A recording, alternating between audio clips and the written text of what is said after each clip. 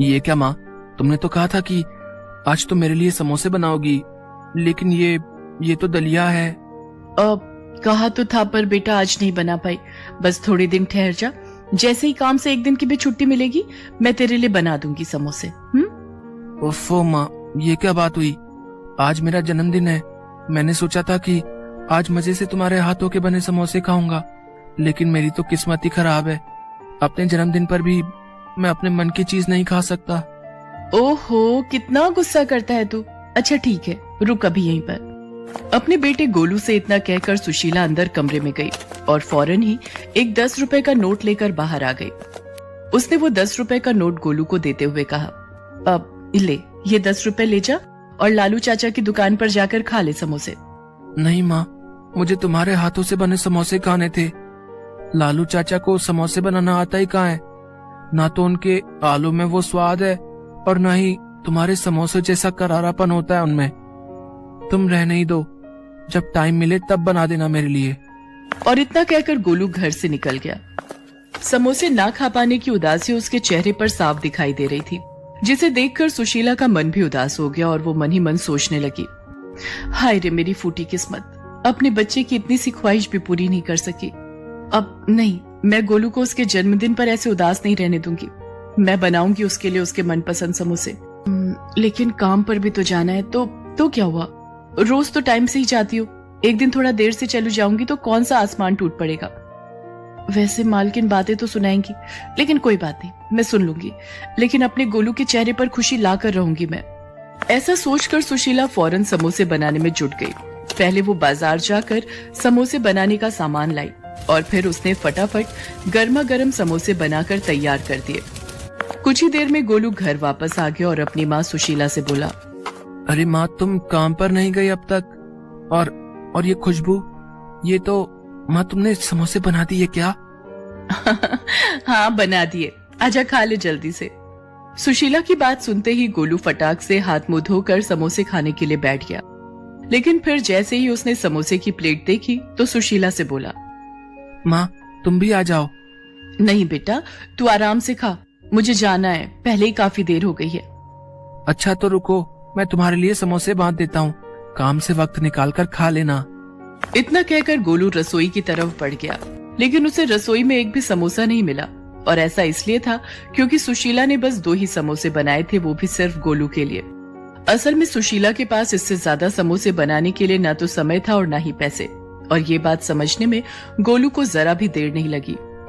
अच्छा, तो माँ ने अपने लिए समोसे नहीं रखे। अब कोई बात नहीं, बाहर प्लेट में 2 समोसे तो हैं ही, एक माँ को बांध देता हूँ और एक मैं खा लेता हूँ।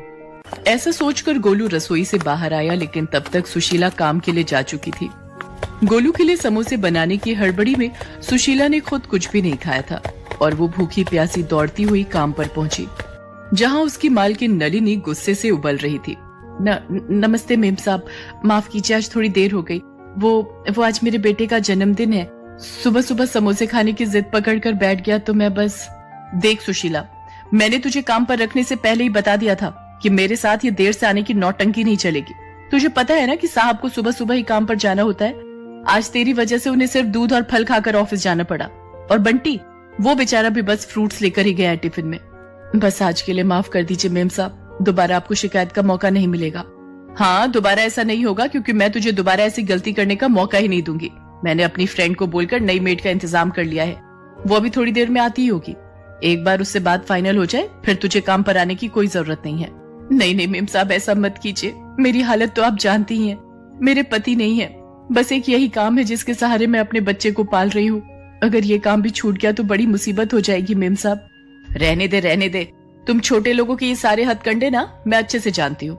वैसे तो बड़ा गरीब होने का नाटक करती है, लेकिन अपने बेटे की इच्छाएं पूरी करने के लिए खूब पैसे हैं तेरे पास। सुबह सुबह समोसे तल कर आ रही है और कहती है कि गरीब है। चल अब यहाँ खड़ी होकर और मेरा टाइम वेस्ट मत कर, जाकर काम निपटा। मैं उस नई मेड से बात करके बताती हूँ कि तुझे कब तक काम पर आना है। सुशीला नलिनी के सामने गिड़गिड़ाती रही, लेकिन नलिनी को उस पर तरस नहीं आया। वो हमेशा ही ऐसा करती थी और इसीलिए उसके यहाँ कोई काम वाली ज्यादा दिन टिक नहीं पाती थी। काम निपटा कर सुशीला घर वापस आ गई, जहाँ गोलू उसका बेसब्री से इंतजार कर रहा था। माँ तुम आ गई, तुमने कुछ खाया तो नहीं होगा ना?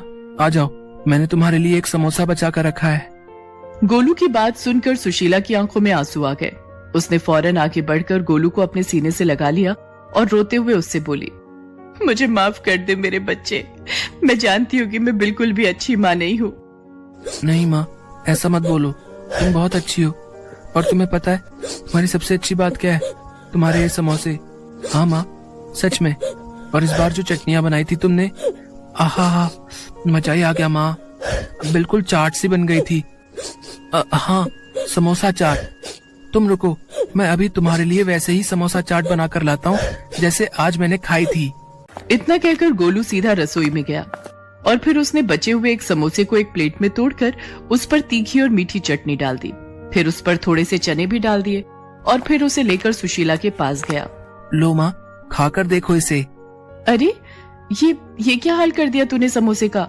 और ये चने कहाँ से लाया? पड़ोस वाली शांति चाची दे गई थी। उनके पास हमारी एक कटोरी थी ना, उसी में ये चने रखकर लाई थी। माँ, अब तुम ये सब बातें छोड़ो और ये समोसा चाट खाकर देखो। सुशीला गोलू की तरफ देखकर मुस्कुराई और फिर उसने समोसा चाट में से एक चम्मच चाट लेकर चखी और फिर गोलू से बोली, अरे वाह गोलू, तूने तो सचमुच में ही कमाल कर दिया। ये तो बहुत बढ़िया है, ले तू भी खा।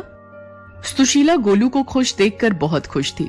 नलिनी के घर जो कुछ भी हुआ था वो उस बारे में भूल ही गई थी। लेकिन फिर, माँ, इस बार जब तुम्हें काम के पैसे मिलेंगे तब ढेर सारे समोसे और ऐसे ही ढेर सारी चटनी बनाना और चने भी बना लेना। फिर मैं अपने सारे दोस्तों को ऐसी ही समोसा चाट खुद बनाकर खिलाऊंगा। गोलू की बात सुनकर सुशीला जैसे होश में आ गई और उसकी आंखों से आंसू बहने लगे। अरे माँ, तुम रो क्यों रही हो? क्या हुआ? गोलू, इस बार जो पैसे मिलेंगे काम से, शायद उन्हीं में काफी समय काटना होगा। आज काम पर देर से पहुंची थी ना, तो मालकिन बहुत ज्यादा गुस्सा हो गई। शायद वो मुझे काम से निकालने वाली है। क्या? बस एक दिन देर हो गई तो इतना गुस्सा? कोई बात नहीं माँ, तुम चिंता मत करो।